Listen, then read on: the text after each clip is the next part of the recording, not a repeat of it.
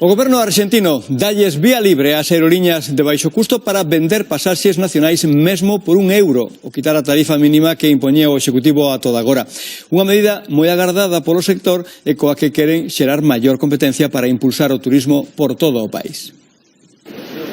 Dende o vindeiro 15 de agosto, os cidadáns que merquen na Argentina unha pasaxe para voos nacionais con alo menos 30 días de anticipación poderán facelo ata un 70% máis barato, despois de que o goberno retirase a regulamentación pola cal se impoñía unha tarifa mínima e que convertía a Argentina nun dos países da rexión máis caros para voar. A medida abre a guerra de prezos entre aerolíneas, especialmente para as de baixo custe, que xa preparan promocións máis agresivas coas que afianzarse no vasto territorio argentino, onde até fai pouco só dúas compañías dominaban o sector local e viaxar a cidades turísticas como Ushuaia, Calafate ou Bariloche en certas tempadas do ano se volvía prohibitivo, moito máis caro incluso que visitar o veciño Brasil. A decisión foi ben acollida por pasaxeiros e aerolíneas que agardan fomentar a competencia e sumar clientes. Para o goberno de Mauricio Macri, esta revolución dos avións, como a bautizaron, impulsará tamén o ingreso de turistas estranxeiros que percorran o país dun xeito máis eficiente.